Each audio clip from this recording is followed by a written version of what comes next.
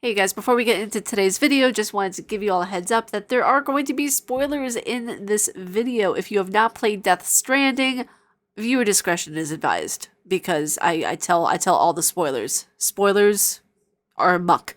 They're running. They're not just running. There's a lot. There's a lot of them. So just be aware, be warned, and enjoy the video. What's going on, you guys? It's your Huggable Hipster here, and today I'm going to take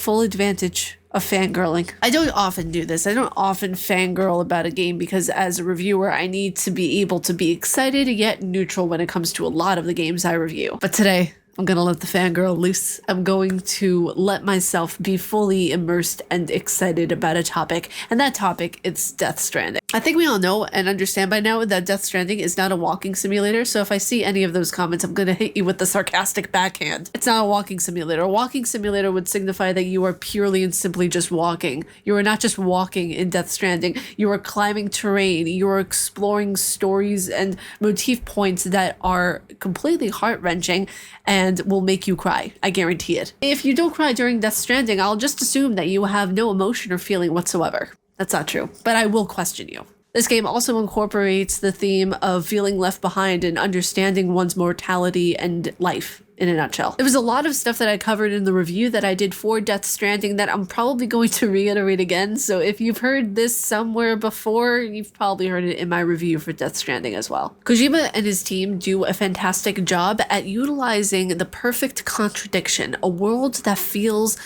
empty and void of emotion, but yet at the same time encapsulates every single emotion from happiness to sadness to grief to understanding yourself. With each character that we see across the board and across the game, it is a reminder to Sam, to an extent, a way in which we can understand ourselves and understand Sam better. Because with people in real life, they are all kind of tools in a way to help us and guide us through each moment in our life, whether they are a good person in our life or a bad person in our life. They are all a learning moment, and that's exactly what people are in this game. They're all a learning moment to help either Sam understand himself or the world around him. Also, on a side note, don't even get me started on the photo mode. This has to be one of the most immersive photo modes I've ever experienced in a game. It's unique, the way in which you can place Sam, the way in which you can place the BB, the way in which you can literally create a piece of art within a game. It is phenomenal.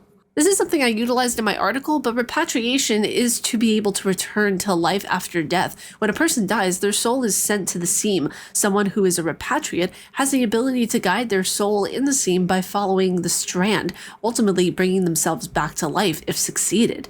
Imagine having that ability to bring yourself back to life, back to a state of being at any given moment. The main thing, though, is when you are on the beach and you die there, you can't repatriate. You then just go to the afterlife. Repatriation is psychologically fascinating, and at its core, since life is a one-shot deal, you live, you grow old, you die. There's no second chance at all, so the fact that Death Stranding makes a common game mechanic something psychological is very smart. As we go further into this concept in the game, death is used as almost an overarching theme of rinse, wash, and repeat. You live, you survive, and then you die. Everything has a purpose in this game. Even things that are evil have a purpose. They bring life from their death. The chiral crystals that come from the BTs that Sam kills are used to create roads, bridges, energy drinks, and different forms of gear that we use in the game. Death becomes life, and life in turn becomes death, both benefiting each other and coexisting to help the other. Now, the story of BB is actually a pretty interesting one and a really sad one. The way that I was looking at it, kind of like, because you have these segments of the game that are broken up like movies, and then you play, and then you have a movie. Side note, if anyone is just starting to get into Death Stranding, Chapter 3 is by far the longest because that is the building block. That is essentially a little bit tutorial, a little bit story, a lot of context for what Death Stranding will be for the rest of the game. By the time you get out of Chapter 3, I feel like that's when the game truly begins. right? Because chapter 1 and chapter 2, they're setting up the scene really, really well. But then chapter 3, you have all of these different missions that you're going on, all of these different kind of fetch quests, if you will, but not really, since it has to do a lot with the story. But when you get more into chapter 3, almost to the end, that is when really things start to gear up and you start to see the movement and progression of the story build to a point of where you will need tissues. I promise you that. Kojima, I feel like, encapsulated a lot of emotion here very well, because when you are trying to encapsulate so much at once, it can get very tricky, especially in the writing phase, because he's encapsulating topics of political discourse, abortion, the freedom of choice, the freedom of following your own narrative. And I feel like it's really crucial to understand that there are so many instances of where seeing the reconnecting of America, he sees what's going on in the States. He sees the unhappy turmoil, if you will, of what's happening right now in America. And it's sad. I can't imagine what Kojima must be thinking from his perspective. So I feel like for me personally, that was a bit of a nod to America, of where, like, I see you, I hear you, you're not alone. The fact that he wanted to use America as the building blocks for reconnection and communication, I thought that was really cool. Death Stranding, each person's journey to death or time waiting on death is a place called the beach. The beach, in a sense, is a form of purgatory, and while purgatory is a level of hell according to certain religions, the beach is different. The beach is a reflection, a doppelganger, if you will. While it's both, it is also neither as well. In the beginning of the game, it is suggested that the beach is where the souls go after death before the final stage or leap into the afterlife. The concept of having a beach as a theme in a way for a waiting room into the afterlife is a common concept, since so many are afraid of what happens after death. A waiting room makes it seem less ominous rather than a blank space, a page of nothingness that fills the silence with unanswered questions. We have a beach. This signifies an eternity. When you look into the vast openness of the ocean, you can see for forever, and that's exactly what it is, the next step into a forever after. I don't claim to know everything. I'm agnostic. I only can question and seek answers and try to understand different perspectives and religions.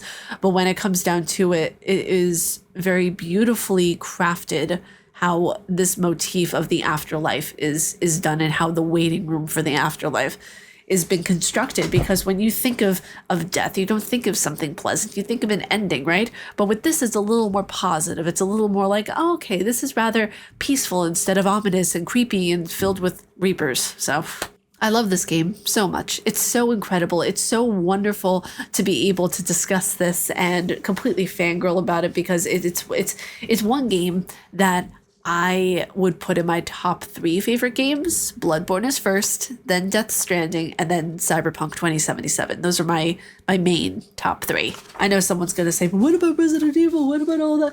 I love Resident Evil, but there are issues with it that I will probably discuss in a video. But I love that game because of nostalgia. So it's not fair to put it in my top 3.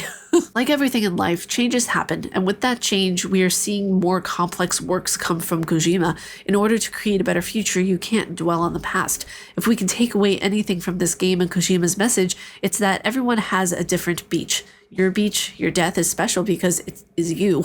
Your life should be just as special, just as unique. Hey you guys, I was about to say that was my review on Death Stranding. It kind of was an updated review on it, but that was just me geeking out about Death Stranding, me, sharing my love for the game because I love it. This was basically a love letter to Death Stranding, if you will. I hope you guys enjoyed this video, and if you guys like my face and what I do, please be sure to subscribe and hit that bell down below. I make videos every day here on YouTube. May you find your worth in the waking world, dear hunter. Stay casually nerdy, and I will see you all in the next video. Umbasa.